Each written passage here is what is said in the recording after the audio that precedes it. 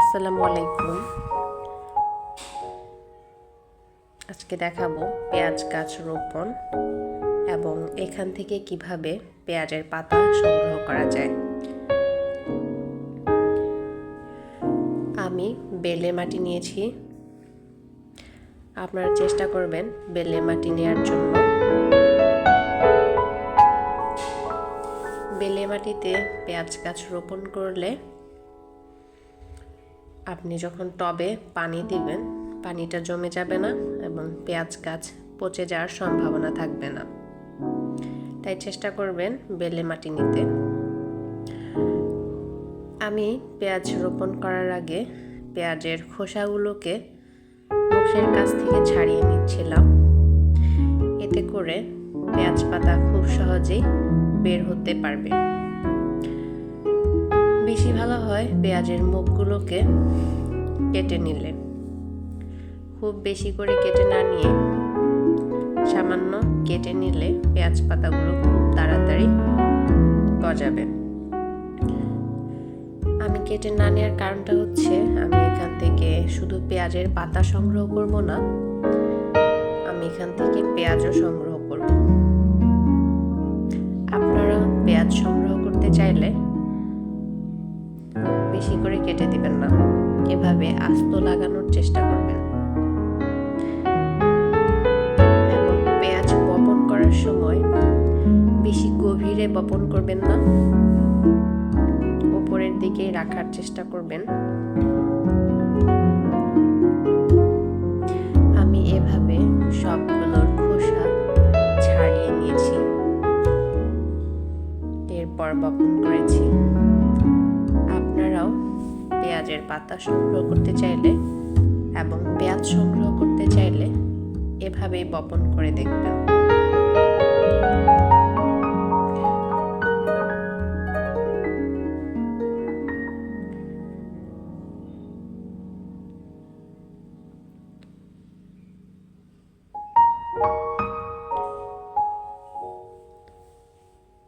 পেঁয়াজগুলো বপন করার পর সাথে সাথেই গাছগুলোকে বা পেঁয়াজগুলোকে রোদের মধ্যে রাখবেন না।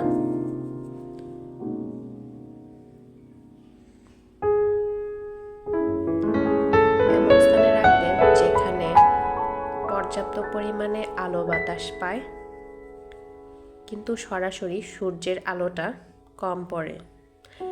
এমন স্থানে রাখলে আপনার পেঁয়াজের পাতা জন্মাতে খুব ভালো কাজ করবে। আমি এভাবে করে দিচ্ছিলাম কারণ হচ্ছে পেঁয়াজের শিকড় বেরোতে পারবে খুব তাড়াতাড়ি। পেঁয়াজগুলো বপন করার পর আপনি খুব বেশি পানি ঢালবেন না, সামান্য করে পানি দিয়ে দিবেন মাঝে মাঝে, এটুকুই যথেষ্ট হবে।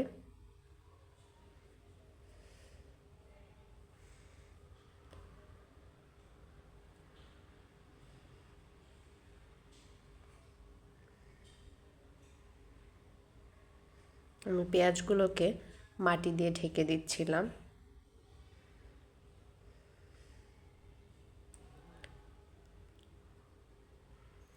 এরপর আমি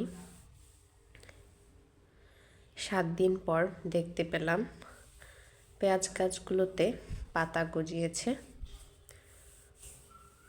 দুটো গাছে মোটামুটি পাতা গজাচ্ছে এবং একটাতে একটু গজাচ্ছে আর একটাতে এখনও গজায়নি, কারণ আমি মুখটাকে একটু করে কেটে দিইনি।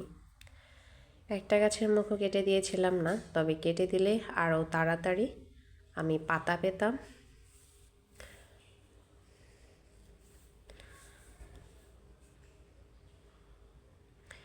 এরপর 15 দিন পর আমি দেখতে পেলাম গাছ সবগুলো গাছেই মোটামুটি পাতা গজিয়েছে এবং পাতাগুলো ছিল খুবই হেলদি।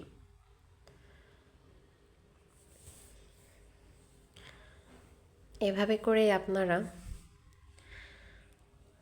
পেঁয়াজ গাছ বপন করতে পারেন পাতা সংগ্রহ করার জন্য।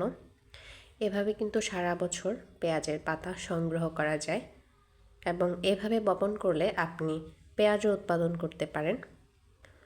আমার ভিডিওটি আপনাদের ভালো লেগে থাকলে আমার চ্যানেলটি সাবস্ক্রাইব করে দিন এবং অবশ্যই একটি লাইক করে দিবেন। আপনাদেরকে অসংখ্য ধন্যবাদ আমার ভিডিওটি এতক্ষণ দেখার জন্য।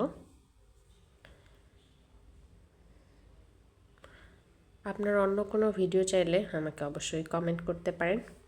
দেখুন আমার পাতাগুলো কতটা হেলদি হয়েছে।